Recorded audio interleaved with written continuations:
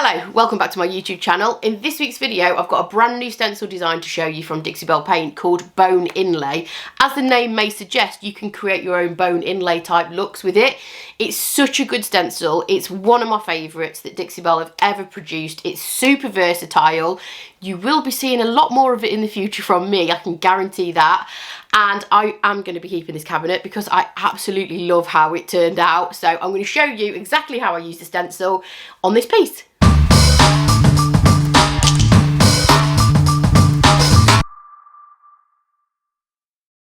I'm going to start off by saying how hard this piece was to film, because my obviously YouTube requires you to film landscape, and this cabinet is tall and narrow, not like my good self.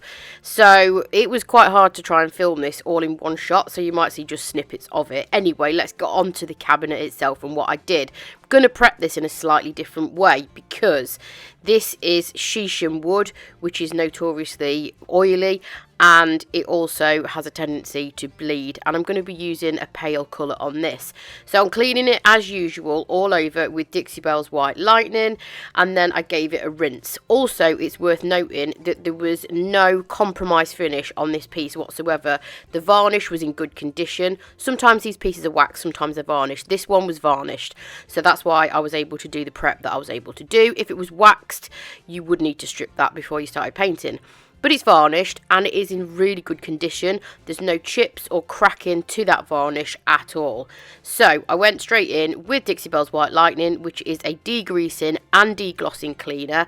Cleaned it all over top to bottom, and then I didn't sand. No sanding. I'm not going to break that existing seal on that varnish. So Dixie Belle have just come out with a brand new primer, which is basically an adhesion primer and a stain blocking primer in one. So previously to this primer, there was always two different primers for very specific jobs. One was to help you get your paint to grip onto shiny glossy surfaces, and the other one was to stop bleed through happening. They've actually made one primer that does both of those jobs together, so this project is perfect for using this primer on. So I'm not going to sand because the primer is going to grip onto that shiny surface really well, so I don't need to sand, and also it's going to help block any stains that are potentially going to come through from that warm toned wood, which shouldn't happen because I haven't sanded and broke that original finish, but it's always good just to have a backup in case, especially with wood like this. This primer comes in three colours. You can get it in white, grey and clear. I'm using the grey on this one because my cabinet is actually going to be painted yellow, and I'm going to be using one of the brand new Silk Mineral Paint colours called Yellowstone. So this grey is going to help go in between that kind of reddy, orangey toned wood to lift it a little bit and help me get that coverage I need with the yellow. If you are used to using Slick Stick or Boss, this is a very similar application, and the drying time and everything like that is exactly the same as well. So Dixie Belle recommend 2 to 3 coats of this primer, and then make sure your final coat is left for 24 hours before you start applying your paint. It might seem a long time to wait because you want to get just stuck in with your paint, but trust me, it is worth leaving because that's when it's doing its job. The drying time is when it's doing its job. It's adhering to the surface and it's blocking those stains. So make sure you leave it 24 hours before you even start painting. Fast forward 24 hours and I'm ready to apply my paint. So I'm using the colour Yellowstone from the Silk Mineral Paint range. I will list all the products that I've used in the description below, as I always do. I'm using it with a synthetic brush because I'm just going for a one colour finish, because this is going to be heavily stenciled. If you caught a glimpse of this in the intro, you'll know exactly what I'm talking about. So I'm going to let the stencil do the talking on this. So I'm not going to distress it. I'm not going to add any coloured waxes. I am just painting this in a one colour finish. Silk Mineral Paint does have a built-in top coat, and it also has a built-in stain blocking primer. However, you can still use Bond Emboss with this paint. Bond Emboss is compatible with all three paint ranges from Dixie Belle. So even though, like I say, it does have that built-in stain blocking primer, I'm still using Bond Emboss on this particular piece because it was quite shiny and glossy, and I wanted the Bond Emboss for grip as well as to block any stains. So notoriously yellows can be a little bit iffy coverage wise, but as you can see, this is going over the grey primer perfectly, and this is what I mean about the primer helping you get that coverage. I recently painted a plant stand in the same colour, and it did take 3 coats because the plant stand was originally black, so it's taking obviously an extra coat to get that coverage, whereas if you've already used a grey primer, it's just going to help you, and this cabinet only took 2 coats. The stencil that I'm going to use is called Bone Inlay, and it's a brand new stencil from Dixie Belle Paint, which is due to be with Dixie Belle retailers in March 2024. It comes in a large sheet like this, and I'm going to cut it up. So I'm using a ruler and a craft knife so I get a nice straight edge, and it's just going to give me a little bit of versatility cutting it up like this. You don't have to, you can keep it in one big sheet if you wanted to, but I just know I'm going to get the most amount of use out of this if I cut all of the individual elements up. So as you can see, I've got lots and lots of different pieces, which is going to help me create my own design on this cabinet. So I've got my stencil chopped up into all those individual little pieces, which is going to make it easier to apply on this piece. And I'm going to show you how you can change any paintbrush into a stencil brush. So usually stencil brushes have got quite short bristles and stiff as well. That gives you that, obviously, that control when you're pouncing the paint on the stencil. These brushes are okay, but they're quite long. So this is a Dixie Belle synthetic small round small, and the bristles are really long. These are really good, by the way, for painting things like spindles. Perfect. Anyway, stencil bristles tend to be a lot shorter, so what you don't want to do is have your paintbrush kind of flopping all over the place. You want control and precision where you're applying your paint onto your stencil. So all you need is some painter's tape and your ideally round brush. You can do it with oval, you can also do it with flat, but I prefer a round brush. It just gives you a better surface area to apply the paint on to the stencil. And then just take a little bit of the painter's tape and wrap it around the bristle. You want to leave, obviously, enough to get the paint on. You don't want to take it right down to the end. That is absolutely fine, and what that does is obviously it's going to compact the bristles, stop them splaying out everywhere, and give you that kind of precision when you're applying your paint onto your stencil.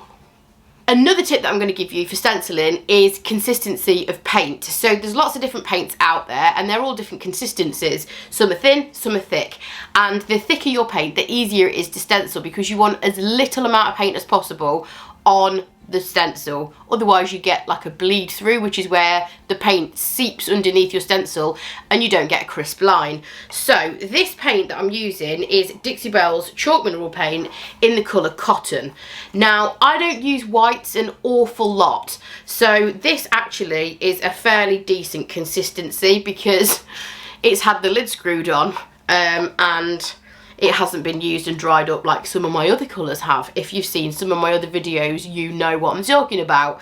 So this is actually a fairly decent consistency. I'd say it's probably a touch thicker than what it is if it's brand new paint. So obviously that's going to work to my advantage. But if you are using a thinner paint, I'm thinking silk mineral paint, for example, which is a thinner paint than chalk mineral paint. What you can do is add a little bit of sea spray into that paint, not a lot. We don't want texture. Textured stenciling I can cover on a separate video, but that's not for today. But a little bit of sea spray into your paint. It works with terra, it works with silk, and it works with chalk mineral paint. Mix it up so it's a really even consistency. That will help thicken the paint, and that will give you less seepage underneath your stencil. I wasn't going to add any sea spray to my paint, but I did for the video purposes, just to show you how little sea spray you actually need. It's literally just a sprinkle, even though my camera decided not to focus on what I was doing, which was really helpful. But this close-up is kind of the consistency that you're looking for.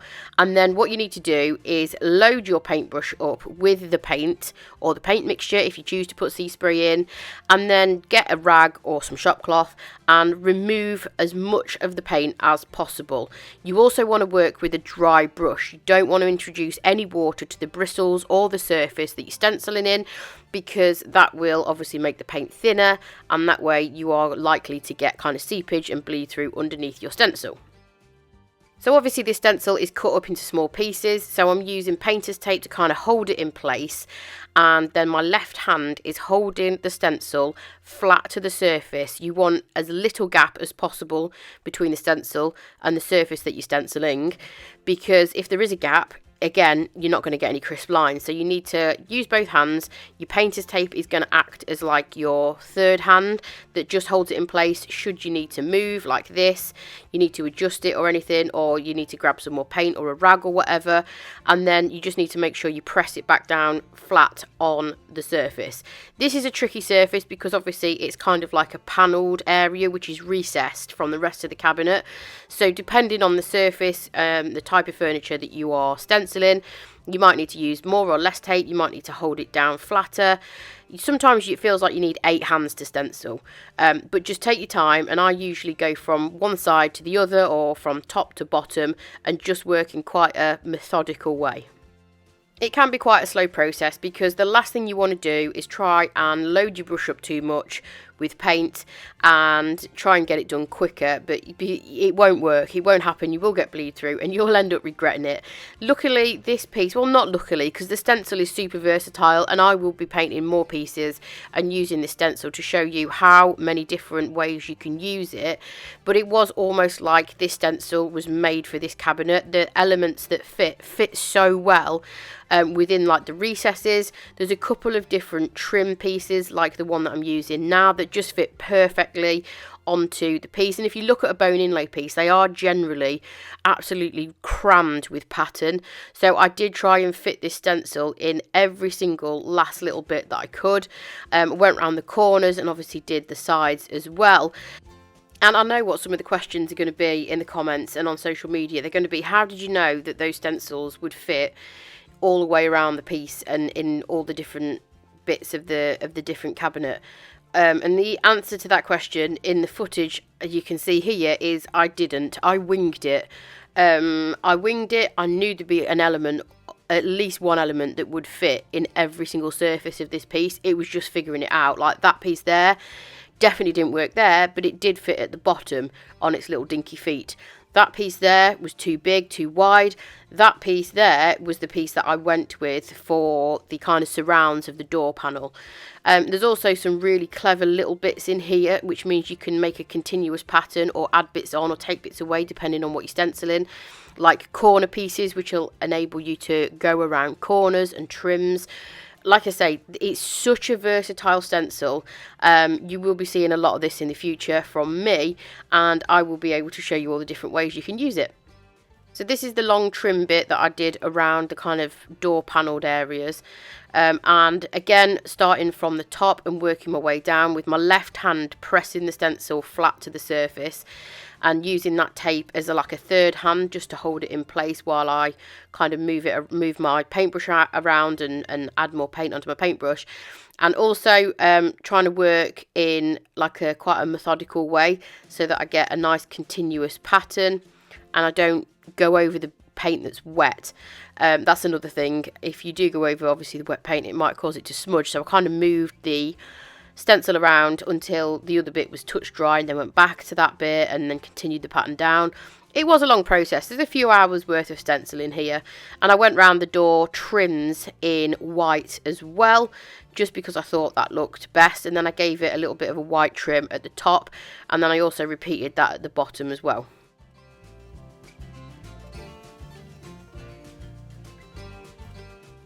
So this is another part of the stencil. This is actually different to the kind of scroll pattern on the front. This is slightly larger. Again, so many different elements to this. And this had kind of like a circular design in the centre, as you can see there. But there's also a separate circle that I cut out that enabled me to kind of continue that pattern. Because again, bone inlay, they generally make use of all of the space of the furniture. If you look at a bone inlay piece, they are just covered from top to bottom. So I wanted to just not make sure that that piece was kind of floating in the centre, so I used the separate circle just to make sure that all of the space was filled, and that made it like a continuous pattern. Once the cabinet was stencilled within an inch of its life and everything was dry, I did seal the final thing with easy peasy spray wax because it's the easiest and quickest way to seal, and obviously I used chalk mineral paint for the stenciling. So here's a couple of close-ups as I always show you, and the finished piece. As always, I hope you enjoyed the video. Make sure if you don't subscribe to my channel, you click the subscribe button for more videos like this one, and I will catch you next time. Bye!